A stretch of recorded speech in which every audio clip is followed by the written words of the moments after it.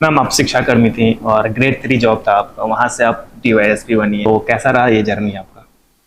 अ, जैसे ही मेरा graduation complete हुआ था, जी। उस समय शिक्षा कर्मी की बहुत सी वैकेंसीज निकली थी। तो जो गवर्नमेंट जॉब को लेकर के एक सब में होता है कि नहीं ये है तो भर देते हैं। मेरे फादर ने मुझे मना भी किया था कि तुमको पीटी करना है, क्योंकि उस समय मुझे नेशनल स्कॉलरशिप भी ऑफर हुई थी, क्योंकि मेरे यूनिवर्सिटी में टॉप रैंकिंग में आई थी मैं। तो पीजी मुझे ज़रूर मेरे फादर चाहते थे कि तुम कर लो, लेकिन उस समय चूंकि वैकेंसी निकली थी और शौक शौक में मैंने भर दिया, सिलेक्शन हो गया। तो शिक्षा कर्मी वर्ग 3 की जॉब ज्वाइन कर ली थी मैंने। और वो जॉब करते हुए मुझे लगा कि नहीं, कुछ और भी करना था मुझे, और वो करना है। जो कुछ मैं बनना चाहती थी वो बनना है। जस्ट वो ये इसी थिंकिंग के दौरान ही 1-2 महीने में पीएससी 2005 की वैकेंसी आई थी और मैंने फॉर्म फिलअप किया था। बट मेरी एज कम होने के कारण मेरा फॉर्म रिजेक्ट हो गया था। ओह। तो वो फर्स्ट अटेम्प्ट था। और पीएससी 2005 का फॉर्म फिलअप जब हमने किया था तब मैं 19 एज की थी। और उसके लिए मिनिमम एज जो था सभी पोस्ट के लिए 21 जो एज क्राइटेरिया था, नेक्स्ट जनवरी में होना चाहिए था। बट मैं वो फुलफिल नहीं कर पा रही थी।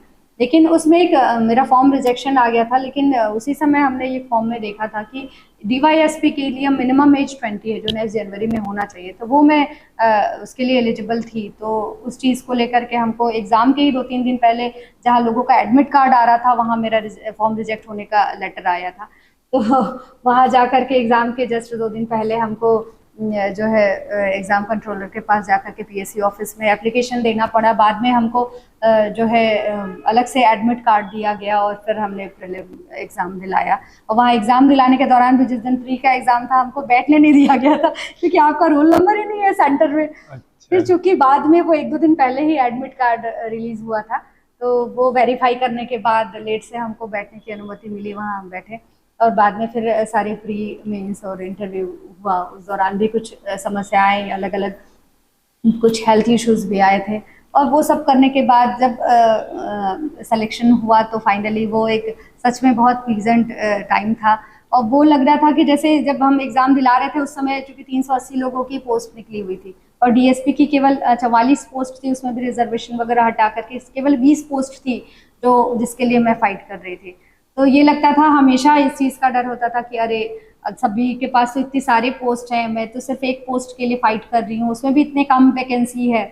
तो मैंने अपने सर से ये बात शेयर की, तो उन्होंने बोला था कि तुमको अगर कोई पोस्ट अर्न करनी है, तुम बैठोगे एक पोस्ट पे, कितनी पोस्ट चाहिए उसके लिए? तो मैंने कहा सिर्फ एक वैकेंसी ही मेरे लिए सफिशिएंट है। तो बोले यहाँ तो 20 है, तुम्हारे लिए तो बहुत सारी है। तो एक ही तो पोस्ट चाहिए ना तुमको, वो डीवाईएसपी की चाहिए, और डीवाईएसपी की 20 पोस्ट है तुम्हारे लिए, तो तुम फाइट करो बिल्कुल। तो वो सोच के, उस कॉन्फिडेंस के साथ मैंने जो है फर्स्ट अटेम्प्ट में ये एग्ज़ाम क्लियर किया था। और प्रॉब्लम सबकी लाइफ में आती है, वैसे इस पूरे 2 साल का प्रोसेस चला था प्री मेंस और इंटरव्यू में। जब प्री का रिजल्ट आया था तो फर्स्ट रिजल्ट में मेरा तो सिलेक्शन ही नहीं हुआ था। जी। तो फिर चूंकि फिर वो हाई कोर्ट में लगा फर्स्ट रिजल्ट जो है वो।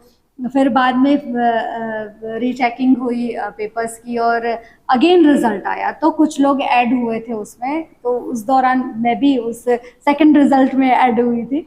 और फिर मतलब उस, लेकिन उस रिजल्ट के डबल होने के कारण मेंस के लिए जो टाइम मिलता है, क्योंकि सिलेक्शन नहीं हुआ था तो मैं मेंस के लिए प्रिपेयर नहीं कर रही थी। फिर जब टाइम जो है वो सेकंड रिजल्ट में आने के कारण मेंस के लिए कम टाइम मिला था मुझे। जी। और उसी दौरान मैं बीमार भी हो गई थी, तो उस समय इतनी हालत नहीं थी कि मैं बैठ के एग्ज़ाम लिख सकूं, इतनी मैं बीमार थी। बट ये हुआ कि एग्ज़ाम एक दिन में 2-2 पेपर था, बैठ के लिखना था, बस ये था कि लिख पा रही हूँ, ये वो स्थिति थी। बट फाइनली सिलेक्शन हुआ और ये पोस्ट मिली। मैम आपका सीजीपीएससी का जो जर्नी है काफी चैलेंजिंग है, ऐसा लगता है कि कोई वेब सीरीज मूवी वाली है, ऐसी वाली लगती है। और तो इसमें आपको ऐसा नहीं लगता कि अगर आपकी एज अगर उस समय 21 की होती आप तो शायद आप डीसी बन जाती, या? मुझे लगा कि हर चीज़ हम जिस चीज़ के योग्य हैं वो चीज़ हमको कहीं ना कहीं मिल जाती है। जी। और जो चीज़ हमको हमेशा से अट्रैक्ट करती है, और हम जो चाहते हैं बनना, जैसे मैं कुछ बनना चाहती थी, कोई ऑफिसर बनना चाहती थी, बट मैं एकदम फाइनली डिसाइड नहीं था कि क्या बनना है। जी। बट फाइनली जब इस जॉब में आई तो लगा कि नहीं, ठीक है, इसी चीज़ की तैयारी कर रहे थे। जी। तो वो है कि हम जैसा सोचते हैं, जैसा चाहते हैं, घूम फिर के हमारे साथ वैसा ही होता है। तो ये कहीं मन में इच्छा थी इस यूनिफॉर्म के प्रति अट्रैक्शन था, तो वो घूम फिर के फाइनली हम यही आए। तो ये चीज़ है कि आप जैसा सोचेंगे बिल्कुल आपके साथ वैसा ही।